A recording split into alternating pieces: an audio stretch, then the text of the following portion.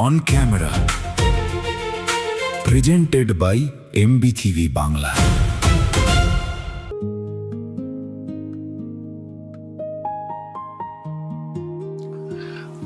বিসমিল্লাহির রহমানির রহিম।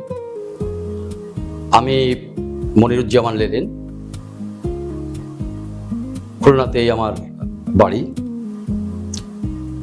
আমার শিক্ষা জীবন মূলত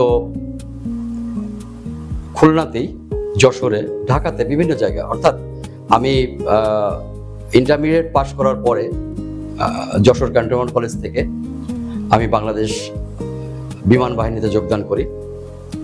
তার পরবর্তীতে আমার শিক্ষা জীবনটা আমি চালিয়ে যাই এবং আমি জাতীয় বিশ্ববিদ্যালয় থেকে মাস্টার্স এবং প্রাইভেট ইউনিভার্সিটি থেকে মার্কেটিংয়ে MBA সম্পন্ন করি আমার চাকরি জীবনের মধ্যেই। চাকরি জীবনটা আমি 1993 সালে বাংলাদেশ বিমান বাহিনীতে যোগদান করি।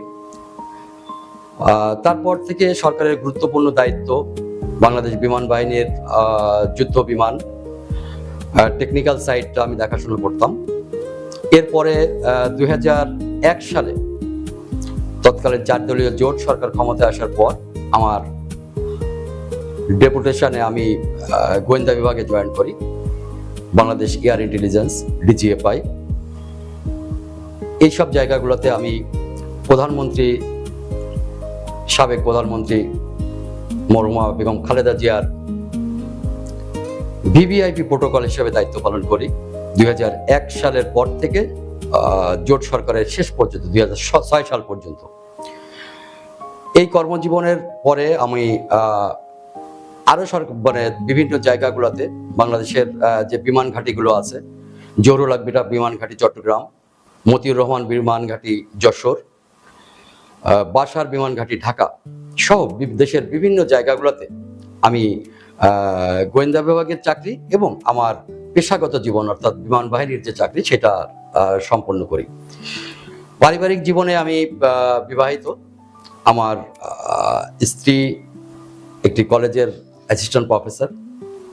আমি আমার একমাত্র ছেলে খুলনা পাবলিক কলেজে ইন্টারমিডিয়েট পরীক্ষার্থী।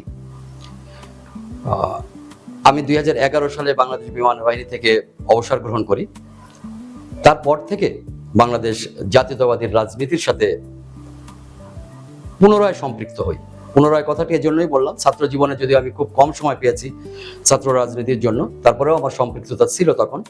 এবং 2011 সালের পরে আমি বাংলাদেশ জাতীয়তাবাদী দলের বিভিন্ন কর্মকাণ্ড, দলের আদর্শ প্রতিষ্ঠার ক্ষেত্রে খুলনা সহ জাতীয় রাজনীতিতে আমি আমার ভূমিকা রাখছি। ছাত্র জীবন শেষ করার আগেই অর্থাৎ ইন্টারমিডিয়েট পাস করার পরেই আমি যেহেতু সামরিক বাহিনীতে চলে যাই এবং সেখানে খুব অ্যাডভেঞ্চারাস লাইফ আমি লিড করেছি। আমার পেশাগত জীবন বাংলাদেশ বিমান বাহিনীর যুদ্ধ বিমানগুলোতে মূলত আমার কর্মকাণ্ড ছিল। আমি বিভিন্ন ফ্লাইট পরিচালনা, বিভিন্ন যুদ্ধ বিমানের সমস্যার সমাধান, প্রোটেকশন, এই ব্যাপারগুলো নিয়ে কাজ করেছি এবং এটা বাংলাদেশের প্রেক্ষাপটে আমি অ্যাডভেঞ্চারাস মনে করব। এয়ারফোর্সের লাইফটা আসলেই এক্সেপশনাল একটা লাইফ, সেই লাইফটা আমি লিড করছি। পরবর্তীতে আমার কর্মজীবনে আমি সরকারের বিভিন্ন গুরুত্বপূর্ণ জায়গাগুলোতে যেটা আমি আমার মেধার, আমার যোগ্যতার স্বাক্ষর আমি রেখেছি। বিশেষ করে গোয়েন্দা বিভাগের জীবনটা ছিল আমার জন্য সবচেয়ে বেশি অ্যাডভেঞ্চারাস। সেখানে আমি আমার গোয়েন্দা বিভাগের আলাদা ট্রেনিং, সেই ট্রেনিং সম্পন্ন করে পেশাগত কাজে আমার সেই অভিজ্ঞতা, আমার সেই ট্রেনিংকে আমি কাজে লাগিয়েছি। VVIPতে আমি ছিলাম, অর্থাৎ বাংলাদেশের তৎকালীন সময়ে প্রধানমন্ত্রীর সাথে আমি আমার কর্মজীবন পরিচালনা করেছি। তার প্রোটেকশন, তার গোয়েন্দা নজরদারি, এই কাজগুলো মূলত আমার ছিল। বাইরের যে VVIP গুলো দেশে আসতেন তাদের প্রোটেকশনেও আমি কাজ করেছি এবং পরবর্তীতে এরই অংশ হিসাবে আমি দেশের অন্যান্য জায়গা, চট্টগ্রাম, গাজীপুর, যশোর, এই জায়গাগুলোতেও আমি আমার গোয়েন্দা তৎপরতা আমি চালিয়েছি এবং আমার বিভিন্ন কাজে আমার সফলতার স্বাক্ষর আমি সেখানে রেখে এসেছি। আমি 2006 সালের পরে, অর্থাৎ জোট সরকারের বিদায়ের পরে আমার পোস্টিং হয়েছিল এয়ারপোর্টে। আমি ঢাকা এয়ারপোর্টে ছিলাম। একটি ঘটনা যেটা আমার জীবনকে নাড়া দেয়, আমি একটু স্মরণ করতে চাই। সেটা হচ্ছে এয়ারপোর্টের বিভিন্ন কর্মকাণ্ডের সময় আমাকে ওখানে পুরস্কৃত করা হয়েছিল। আমাদের এয়ারফোর্স থেকে আমাকে ওখানে বিভিন্ন কার্যের স্বীকৃতি স্বরূপ আমাকে বিভিন্ন ক্রেস্ট এবং অর্থ সহায়তা করে আমাকে পুরস্কৃত করা হয়েছে। এটাকে আমি আরও আমার কর্মকাণ্ডের জন্য আমি মনে করি যে এটা আমার জন্য খুবই অ্যাডভেঞ্চারাস ছিল, এবং সেখান থেকে ফিরে এসে আমি আমার রাজনৈতিক জীবন শুরু করি, এবং আমার যোগ্যতা মেধার স্বাক্ষর আমি এখনো পর্যন্ত বাংলাদেশ জাতীয়তাবাদী দলের জন্য রেখে যাচ্ছি। একটা রাজনীতিবিদ এই দেশকে পরিচালনা করে। রাজনীতিবিদের কাজই হচ্ছে রাজনীতি, অর্থাৎ রাজার নীতি। সেই নীতিটা যিনি পরিচালনা করবেন তার মধ্যে অবশ্যই সততা, শৃঙ্খলা এগুলো থাকতে হবে। এগুলো যদি না থাকে তিনি দেশকে পরিচালনা করতে পারবেন না। অতএব একজন রাজনীতিবিদের জন্য ডিসিপ্লিন, তার সততা, এগুলো খুবই গুরুত্বপূর্ণ, এবং যতদিন পর্যন্ত এইগুলো আমাদের রাজনীতিবিদের মধ্যে পরিপূর্ণভাবে না আসবে ততদিন পর্যন্ত আমাদের রাজনীতি সঠিক পথ অতিক্রম করতে পারবে না। এই দেশকে আমরা একটি জায়গায় নিয়ে যেতে চাই, বিশ্বের দরবারে এই দেশকে আমরা উঁচু করে তুলে ধরতে চাই। আমাদের রাজনীতিবিদরা মেধা, যোগ্যতা এবং তাদের সততা এর কম্বিনেশন করেই এই দেশকে পরিচালনা করবেন। অতএব একজন রাজনীতিবিদের জন্য তার জীবনে, তার কর্মকাণ্ডে শৃঙ্খলা থাকতেই হবে। শৃঙ্খলা ছাড়া একটি জাতি যেমন এগোতে পারে না, এরকম একজন রাজনীতিবিদ তিনিও তার সংগঠন পরিচালনা, সর্বোপরি দেশ পরিচালনার ক্ষেত্রে তার মেধা, তার সততা, তার যোগ্যতা খুবই গুরুত্বপূর্ণ একটি বিষয়, এবং সেটা তার মধ্যে থাকতেই হবে। না থাকলে এই দেশ কাঙ্ক্ষিত লক্ষ্যে পৌঁছাতে পারবে না। এবং কাঙ্ক্ষিত লক্ষ্যে এই দেশকে নিয়ে যাওয়ার জন্য একজন রাজনীতিবিদের মধ্যে তার মধ্যে লিডারশিপ কোয়ালিটি থাকতে হবে। আমরা জানি যে লিডারশিপ আসলে ক্রিয়েট করা যায় না, লিডারশিপটা বাই বর্ন। হয়তো রাজনীতিবিদদেরকে অডিয়েন্স দিতে পারে, বাট অডিয়েন্সটাই তো মূল কথা না। অডিয়েন্স তাকে দিবে, এবং তার মেধা, যোগ্যতার স্বাক্ষর রেখেই তাকে তার নেতৃত্ব সুপ্রতিষ্ঠিত করতে হবে, এবং দেশকে আগামী দিনের জন্য নেতৃত্ব দেওয়ার জন্য যোগ্যতা, মেধা এবং ডিসিপ্লিন তার মধ্যে অবশ্যই পরিপূর্ণভাবে থাকতে হবে। আদারওয়াইজ সে নেতা হিসাবে তার স্বাক্ষর রাখতে ব্যর্থ হবে। গুরুত্বপূর্ণ একটি প্রশ্ন আপনি করেছেন। আসলে অবসরপ্রাপ্ত সশস্ত্র বাহিনীর যে সংগঠনটি আছে, অর্থাৎ স্বাধীনতার পর থেকে এ পর্যন্ত যত সদস্য আর্মি, নেভি, এয়ারফোর্সের এই 3 বাহিনী থেকে অবসর গ্রহণ করেছেন, সেই সদস্যরাই এই সংগঠনের মেম্বার। অতএব আমাদের মেম্বার সারা বাংলাদেশে বা সারা বাংলাদেশের বাইরেও পৃথিবীর বিভিন্ন দেশে আমাদের মেম্বাররা রয়েছে। আমরা যদি আপনার নিশ্চয়ই জানা আছে যে আমরা কিন্তু রিটায়ার্ড করি না। ডিফেন্সের যারা থাকে তারা আপ টু দ্য এন্ড, মানে আমাদের মৃত্যু পর্যন্ত আমরা কিন্তু সশস্ত্র বাহিনীর লোক। অর্থাৎ হয়তো আমি আমার কর্মজীবন শেষ করেছি, তার অর্থ এই না যে আমার কর্মজীবন শেষ হয়ে গিয়েছে। আমি সাময়িক অব্যাহতি নিয়েছি, অবসর নিয়েছি। অর্থাৎ আমাকে যে কোনো সময় আমাকে প্রস্তুত থাকতে হচ্ছে যে সরকার আবার কখন আমাকে ডাকবে। এনি ক্রাইসিস টাইম যদি আসে কখনো বাংলাদেশে, তাহলে আমাকে গভর্নমেন্ট ডাকবে এবং আমাকে সেখানে অ্যাটেন্ড করতে হবে। এটাই আমার গভর্নমেন্টের সাথে কমিটমেন্ট। তো আমরা যারা রিটায়ার্ডে চলে আসছি, এই সংগঠনের যারা মেম্বার আছেন, এদেরকে ইউনাইটেড রাখা, এদের সামাজিক নিরাপত্তা, সরকারের সাথে এদের যদি পেনশন সংক্রান্ত কোনো ব্যাপার আসে, অর্থাৎ যদিও আমরা ডিফেন্সের লোক, আমরা আন্দোলন করতে পারি না, আমাদের আন্দোলন করাটা ঠিক না, তারপরেও আমরা আমাদের সংগঠনের পক্ষ থেকে এই দাবিগুলো সরকারের কাছে পৌঁছে দিই।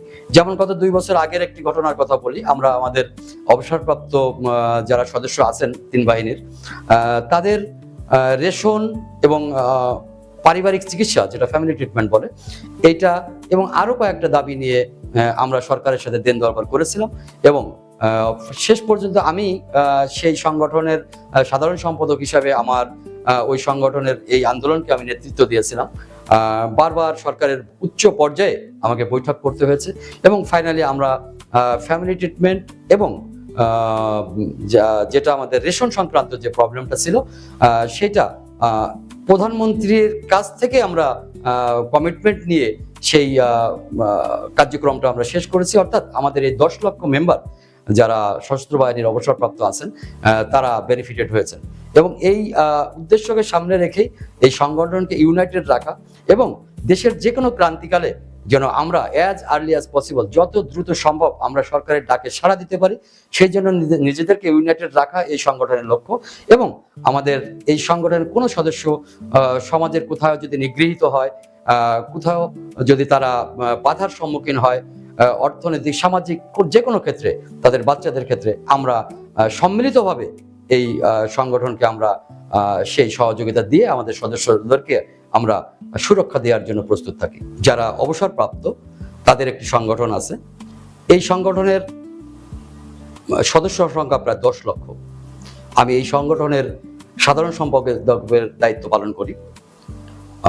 দীর্ঘদিন এর কর্মকাণ্ড পরিচালনার ক্ষেত্রে আমি আমার মেধা যোগ্যতা দিয়ে বাংলাদেশ সশস্ত্র বাহিনীর অবসরপ্রাপ্ত সদস্যদের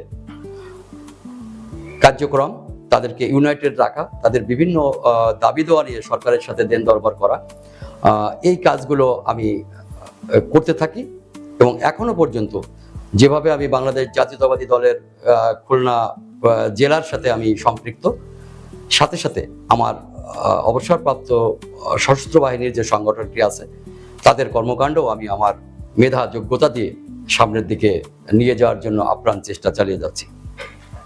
খুলনা জেলার বর্তমান রাজনৈতিক, অর্থনৈতিক ও সামাজিক পরিস্থিতিকে আপনি কিভাবে মূল্যায়ন করেন? খুলনা একটি শান্তির শহর। আমরা ছোটবেলা থেকে এই শহরে বড় হয়েছি, লেখাপড়া করেছি। এই শহরের ঐতিহ্য, এই শহরের মানুষের যে কোয়ালিটি, এটা হয়তো অনেক জায়গার মধ্যে নেই। খুলনা অনেক শত বছরের ঐতিহ্য বহন করা একটি শহর। এই শহরের মানুষের মানসিকতা, এই জেলার মানুষের মানসিকতা, এদের আতিথেয়তা, এদের মধ্যে যে গুণাবলীগুলো রয়েছে, এটা অনেক অঞ্চলের মানুষের মধ্যে নেই। সেজন্য আমি গর্ববোধ করি যে আমি খুলনার ছেলে, আমি খুলনায় আমি বড় হয়েছি, খুলনায় আমার জীবনযাপন। কিন্তু বর্তমান সময়ে এসে খুলনা শহরটা একটু অপরিচিত শহর আমার কাছে মনে হচ্ছে।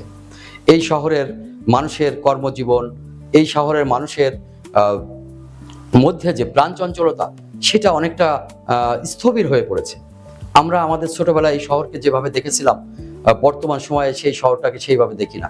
বিশেষ করে শিল্প অঞ্চল, পাটকলগুলো বন্ধ হয়ে যাওয়ার পর থেকে খুলনার ওই খালিশপুর অঞ্চলটা একেবারে নিভে গেছে।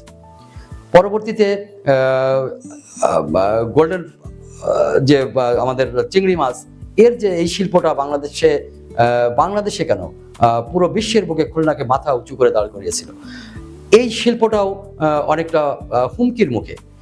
তো এই কারণেই খুলনা শহরটা দিন দিন কেবল নির্ঝুম পুরীতে পরিণত হচ্ছে। তো সামাজিক অর্থনৈতিক অবস্থা এই শহরের আগের তুলনায় অনেক স্থবির হয়ে গেছে। অতএব আমরা চাই যে এই শহরের, এই খুলনা জেলার রাজনীতি, খুলনা জেলার অর্থনীতি, খুলনা জেলার সামাজিক পারিবারিক যে বৈশিষ্ট্যগুলো রয়েছে, এগুলো সামনের দিকে আরো বিকশিত হবে। মানুষের মধ্যে, খুলনা শহরের মানুষের মধ্যে প্রাণ চঞ্চলতা ফিরে আসবে, মানুষের মধ্যে অর্থনৈতিক মুক্তি আসবে এবং এই শহরকে আমরা আবার সেই পুরনো যে আমলটাকে স্বর্ণযুগ বলা হয় খুলনার, সেই আমলের দিকে আমরা নিয়ে যাব। বাংলাদেশ জাতীয়তাবাদী দলের সাথে সম্পৃক্ত হয়ে, বিশেষ করে জনাব তারেক রহমানের নেতৃত্বে সরকার গঠন হওয়ার পর আমরা আমাদের চিন্তা চেতনার মধ্যে কিভাবে খুলনাকে প্রায়োরিটি দিয়ে আমাদের সিনিয়র নেতৃবৃন্দ রয়েছেন, তারা এই খুলনা শহরকে সামনের দিকে নিয়ে যাবেন, খুলনা জেলাকে একটি অনন্য উচ্চতায় পৌঁছে দেবেন। এটাই আমার শান্তির শহর। আমরা ছোটবেলা থেকে এই শহরে বড় হয়েছি, লেখাপড়া করেছি। এই শহরের ঐতিহ্য, এই শহরের মানুষের যে কোয়ালিটি, এটা হয়তো অনেক জায়গার মধ্যে নেই। খুলনা অনেক শত বছরের ঐতিহ্য বহন করা একটি শহর। এই শহরের মানুষের মানসিকতা, এই জেলার মানুষের মানসিকতা, এদের আতিথেয়তা, এদের মধ্যে যে গুণাবলীগুলো রয়েছে, এটা অনেক অঞ্চলের মানুষের মধ্যে নেই। সেজন্য আমি গর্ববোধ করি যে আমি খুলনার ছেলে, আমি খুলনায় আমি বড় হয়েছি, খুলনায় আমার জীবনযাপন। কিন্তু বর্তমান সময়ে এসে খুলনা শহরটা একটু অপরিচিত শহর আমার কাছে মনে হচ্ছে। এই শহরের মানুষের কর্মজীবন, এই শহরের মানুষের মধ্যে যে প্রাণচঞ্চলতা, সেটা অনেকটা স্থবির হয়ে পড়েছে। আমরা আমাদের ছোটবেলায় এই শহরকে যেভাবে দেখেছিলাম, বর্তমান সময়ে সেই শহরটাকে সেইভাবে দেখি না। বিশেষ করে শিল্প অঞ্চল, পাটকলগুলো বন্ধ হয়ে যাওয়ার পর থেকে খুলনার ওই খালিশপুর অঞ্চলটা একেবারে নিভে গেছে। পরবর্তীতে গোল্ডেন যে আমাদের চিংড়ি মাছ, এর যে এই শিল্পটা বাংলাদেশে কেন পুরো বিশ্বের বুকে খুলনাকে মাথা উঁচু করে দাঁড় করিয়েছিল, এই শিল্পটাও অনেকটা হুমকির মুখে। তো এই কারণেই খুলনা শহরটা দিন দিন কেমন নির্ঝুম পুরীতে পরিণত হচ্ছে। তো সামাজিক অর্থনৈতিক অবস্থা এই শহরের আগের তুলনায় অনেক স্থবির হয়ে গেছে। অতএব আমরা চাই যে এই শহরের, এই খুলনা জেলার রাজনীতি, খুলনা জেলার অর্থনীতি, খুলনা জেলার সামাজিক পারিবারিক যে বৈশিষ্ট্যগুলো রয়েছে, এগুলো সামনের দিকে আরো বিকশিত হবে।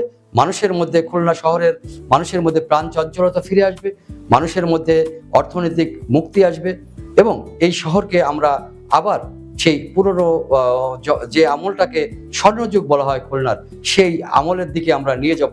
বাংলাদেশ জাতীয়তাবাদী দলের সাথে সম্পৃক্ত হয়ে, বিশেষ করে জনাব তারেক রহমানের নেতৃত্বে সরকার গঠন হওয়ার পর আমরা আমাদের চিন্তা চেতনার মধ্যে কিভাবে খুলনাকে প্রায়োরিটি দিয়ে আমাদের সিনিয়র নেতৃবৃন্দ রয়েছেন, তারা এই খুলনা শহরকে সামনের দিকে নিয়ে যাবেন, খুলনা জেলাকে একটি অনন্য উচ্চতায় পৌঁছে দেবেন, এটাই আমার আশা। আমাদের তরুণ প্রজন্মকে নিয়ে আমরা আসলেই এই সময়ে, এই ডিজিটাল যুগে আমরা বিপদের মধ্যে আছি। আমাদের সমাজ, আমাদের দেশ, এই সমাজটাকে, এই তরুণ সমাজকে সঠিক গাইডলাইন দিতে ব্যর্থ হয়েছে এতদিন। বিগত দিনগুলোতে এদেশের শিশুদের হাতে, বিশেষ করে করোনা মহামারীর পর থেকে, যে ডিজিটাল প্রযুক্তি অর্থাৎ যন্ত্রের ব্যবহার, মোবাইল, ল্যাপটপ, এগুলো ব্যবহারের কারণে তরুণ প্রজন্মের মধ্যে যে অবক্ষয়টা ঢুকে গেছে, এবং সাথে সাথে মাদকের ব্যবহার, এই কারণে তরুণ সমাজ তাদের কাঙ্ক্ষিত লক্ষ্যে পৌঁছাতে পারছে না। একজন ছাত্র যে তার মধ্যে যে দেশপ্রেম থাকবে, তার মধ্যে নেতৃত্বের গুণাবলী থাকবে, তার মধ্যে যে নৈতিকতা থাকবে, সেইগুলো সঠিক গাইডলাইন আমরা যারা প্রবীণ আছি, আমরা যারা দেশের নেতৃত্ব দেই, আমরা তাদেরকে সঠিকভাবে পরিচালনা করতে ব্যর্থ হচ্ছি। বিধায় এই তরুণ সমাজকে সামনের দিকে নিয়ে আসতে হলে, যদি আমরা সামনের দিকে নিয়ে আসতে চাই, সামনে এই দেশের নেতৃত্ব তাদের হাতে তুলে দিতে চাই, তাহলে অবশ্যই তাদের নৈতিক অবস্থার পরিবর্তন, তাদের মধ্যে নেতৃত্বের গুণাবলী নিয়ে আসতে হবে। নেতৃত্বের গুণাবলী না থাকলে একটা দেশ, একটা জাতি কখনোই কাঙ্ক্ষিত লক্ষ্যে পৌঁছাতে পারবে না। অতএব আজকের তরুণ আগামী দিনের এই দেশের নেতৃত্ব দেবে। আজকের তরুণ সমাজকে যদি আমরা সুন্দরভাবে পরিচালনা করতে না পারি, সুন্দরভাবে তাদেরকে গাইডলাইন না দিতে পারি, তাহলে আগামী দিনগুলোতে এই সমাজ, এই রাষ্ট্র নেতৃত্ব শূন্যতায় ভুগবে, এবং শিক্ষা ব্যবস্থা, নৈতিকতা, তাদের মধ্যে নেতৃত্বের গুণাবলী সৃষ্টি করা, এগুলো বর্তমান সময়ের জন্য খুবই একটা প্রয়োজনীয় বিষয় হয়ে দাঁড়িয়েছে। যাতে এই সমাজকে আমরা সামনের দিকে এগিয়ে নিয়ে যেতে চাই, তাহলে অবশ্যই তাদের মধ্যে নৈতিকতা সৃষ্টি করতে হবে, শিক্ষার আলোকে বিস্তার করতে হবে, সামাজিক অবক্ষয় রোধ করতে হবে। আমরা যারা প্যারেন্টস আছি, আমরা আমাদের বাচ্চাকে সঠিক গাইডলাইন দিয়ে নেতৃত্বের পর্যায়ে তাদেরকে নিয়ে যেতে হবে। আসলে নেতৃত্ব শিখার ব্যাপার, নেতৃত্ব তাকে শিখতে হবে। এখন আমরা যদি তাদেরকে গাইডলাইন না দিতে পারি, তাদের মধ্যে দেশপ্রেম তৈরি হবে না, নেতৃত্বের গুণাবলী তৈরি হবে না। অতএব আমাদের সম্মিলিতভাবে দেশের যারা নিয়ন্ত্রক আছেন তাদের উচিত আগামী প্রজন্মকে নেতৃত্বের গুণাবলী এর মধ্যে নিয়ে আসা। কর্মজীবনটা বৈচিত্র্যময় কর্মজীবন। অধিকাংশ ঘটনাই আমার জন্য শিহরিত, আমাকে শিহরণ জাগায় আমার মধ্যে। আমার দায়িত্ববোধ আমাকে বারবার মনে করিয়ে দেয়। আমি যেহেতু গোয়েন্দা বিভাগে চাকরি করেছি, বাংলাদেশ বিমান বাহিনীতে চাকরি করেছি, প্রত্যেকটা ঘটনাই, প্রত্যেকটা কাজ, অর্থাৎ প্রতিদিন সকালবেলা থেকে সারা দিনের যে কর্মকাণ্ড আমার ছিল প্রত্যেকটাই অ্যাডভেঞ্চারাস ছিল। আমি যখন যুদ্ধ বিমান পরিচালনা করতাম, যুদ্ধ বিমানে যখন আমি উঠতাম, একটা বিমান রেডি করার পরে পাইলট যখন ইয়ারে নিয়ে যেত, ওটা ফিরে আসার আগ পর্যন্ত আমরা টেনশনে থাকতাম, এবং ফিরে আসার পরে ওটার অন্য কর্মকাণ্ড শুরু হতো। এবং আমি যখন গোয়েন্দা বিভাগে ছিলাম, আমার প্রতিদিনের কর্মকাণ্ড, অর্থাৎ আমি আরো গুরুত্বপূর্ণ জায়গায় ছিলাম, ভিভিআইপি, অর্থাৎ বাংলাদেশের ভিভিআইপি আপনারা নিশ্চয়ই জানেন, প্রেসিডেন্ট এবং প্রধানমন্ত্রী, বা বাইরের প্রেসিডেন্ট প্রধানমন্ত্রী, এই জায়গাগুলোতে আমি আমার কার্যক্রম শেষ করেছি। যেহেতু আমি বিমান বাহিনীর, প্রধানমন্ত্রী খালেদা জিয়া যখন ছিলেন, তার যে হেলিকপ্টার প্রোগ্রাম ছিল, প্রোগ্রামগুলো হতো, আমি ওই প্রোগ্রামগুলো মূলত কন্ট্রোল করতাম, বা ওখানে আমার দায়িত্বটা থাকতো। এত গুরুত্বপূর্ণ দায়িত্ব আমি পালন করতাম। প্রত্যেকটা ঘটনাই আমার জন্য আসলে খুবই ইন্টারেস্টিং এবং খুবই অ্যাডভেঞ্চারাস। প্রধানমন্ত্রী যখন কোথাও যেতেন, সাথে যে খাবারটা হেলিকপ্টারে উঠানো হতো, ও খাবারটা আমি টেস্ট করতাম। আমি একটি ঘটনা আমি বলি, শিহরিত করে কিনা আপনিই বুঝতে পারবেন। সেনাকুঞ্জে একটি ইফতার পার্টি হচ্ছে সন্ধ্যায়। প্রধানমন্ত্রী তখন খালেদা জিয়া ছিলেন, উনি চিফ গেস্ট। উনি ইফতার শেষ করার পরে যে রুমটা নামাজ পড়বেন, সেই রুমের চাবিটা আমার হাতে ছিল। এটা আমাদের গোয়েন্দা বিভাগের কাজের সেক্টরগুলো, যে কার কাছে কি দায়িত্ব থাকবে। তো আমি যখন উনি ইফতার শেষ করে আসলেন, রুমের দরজা আমি খুললাম, খোলার পরে রুমে ঢুকে দরজা আটকা দিচ্ছি। উনি নামাজ শেষ করছেন। নামাজ শেষ করার পরে উঠে আমাকে বলছেন যে, লেনিন, তুমি নামাজ পড়েছ? আমি বললাম, ম্যাডাম না। বলছে, তুমি নামাজ পড়ো। আমি ওই জায়নামাজের উপরেই নামাজটা পড়লাম। উনি সুপার রাজনীতি পরিকল্পনা করে হয় না, রাজনীতি রাজার নীতি। মানুষের ভালোবাসা, মানুষের আস্থা, এগুলো আপনাকে অর্জন করতে হবে। আসলে আমি এই দেশকে ভালোবাসি, দেশের জন্য আমার মেধা যোগ্যতাকে আমি ইউটিলাইজ করতে চাই। তো সেক্ষেত্রে আমার কাজ আমি করে যাব। আমার দেশপ্রেম, এই দেশকে আমি ভালোবাসি, দেশের জন্য সামান্য কন্ট্রিবিউশন আমার জন্য অনেক বড়। নির্বাচন করব কি করব না সেটা তো এদেশের জনগণ বুঝবে। যদি মানুষ মনে করে, যদি আমার দল মনে করে যে এর মধ্যে এই গুণাবলীগুলো আছে, এই গুণাবলীগুলো আমার দেশের জন্য, আমার সরকারের জন্য, আমার দলের জন্য গুরুত্বপূর্ণ, তাহলেই দেশের জনগণ, আমার দল এটাকে কাজে লাগাবে। আমি যদি নিজে নির্বাচন করতে চাই, যে আমি নির্বাচন করব, আমার মনে হয় এটা আমার ইথিক্সের সাথে যায় না। আমি সমাজের জন্য, আমার রাষ্ট্রের জন্য অ্যাকর্ডিং টু মাই লেভেল আমি কাজ করে যাব। এদেশের জনগণ, এদেশের মানুষ, আমার দল যদি কখনো মনে করে যে হ্যাঁ, নির্বাচিত প্রতিনিধি হিসাবে আমার কর্মদক্ষতা প্রমাণ করা দরকার, আমার কর্মদক্ষতাকে নির্বাচনের মাধ্যমে নিয়ে এসে এদেশের কল্যাণে কাজে লাগাতে হবে, তাহলে আমার দল বা আমার দেশের জনগণ যেটা মনে করবে আমি সেইভাবেই কাজ করব। আমি নিজে কখনো বলবো না যে আমি জাতীয় সংসদ নির্বাচন করতে চাই, আমি স্থানীয় সরকার নির্বাচন করতে চাই। এটা আমার ইথিক্সের সাথে যায় না। দেশের জনগণ, আমার দল যদি মনে করে যে আমার মধ্যে সেই যোগ্যতা রয়েছে, আমার এই যোগ্যতাগুলো দেশের মানুষের জন্য কাজে লাগানো দরকার, তাহলেই আমি সেদিকে যেতে আমার কোনো আপত্তি নেই। যদি আমার জনগণ মনে করে যে আমাকে তাদের প্রতিনিধি হিসাবে আসতে হবে, আমি অবশ্যই আমার বাকি জীবনটা আমি স্যাক্রিফাইস করতে চাই এদেশের মানুষের জন্য। এমটিভি বাংলা আজকে আমাকে এখানে আমন্ত্রণ জানিয়েছেন, প্রথমেই তাদেরকে ধন্যবাদ জানাই। সাংবাদিক, কলাকৌশলী যারা আছেন, ক্যামেরার পিছনে যারা আছেন, সবাইকে আমি ধন্যবাদ জানাই। যারা অগণিত দর্শক এমটিভি বাংলাকে দেখছেন, তাদেরকেও আমি ধন্যবাদ জানাই। এদেশের তরুণ প্রজন্ম, আমার প্রিভিয়াস কলিগ অর্থাৎ আমার সশস্ত্র বাহিনীর সাবেক সদস্য, বর্তমান সদস্য যারা আছেন, তাদেরকে আমি বলবো যে একটি অনেস্ট, একটি সৎ জীবনযাপন করতে হবে। বিশেষ করে তরুণ সমাজের জন্য বার্তা হচ্ছে নিজেকে সৎ, যোগ্য এবং গ্রহণযোগ্য দেশপ্রেমিক হিসাবে যদি গড়ে তোলা না যায়, তাহলে কিন্তু আগামী দিনের যে চ্যালেঞ্জ এদেশের থাকবে সেখানে আমরা পিছিয়ে পড়ব। অতএব তরুণ প্রজন্ম, তাদেরকে সামনের দিকে এগিয়ে আসতে হলে অবশ্যই তাদের মধ্যে মেধা, যোগ্যতার এবং নেতৃত্বের গুণাবলী নিয়ে আসতে হবে। তোমরা তরুণ প্রজন্মকে বলবো তারা যেন এই গুণাবলীগুলো অর্জন করে এই দেশকে একটি সুন্দর জায়গায় নিয়ে যেতে পারে, এই দেশের কোটি কোটি মানুষকে যেন আলোর মুখ দেখাতে পারে, বিশ্ব দরবারে, বিশ্ব মানচিত্রে এই দেশটাকে যেন উজ্জ্বল নক্ষত্রের মতো জ্বলজ্বল করানোর ভূমিকা রাখতে পারে। এটাই এই তরুণ প্রজন্মের কাছে আমার চাওয়া, এবং তারা এই দেশটাকে ওই জায়গায় নিয়ে যাবে তাদের মেধা এবং যোগ্যতা দিয়ে।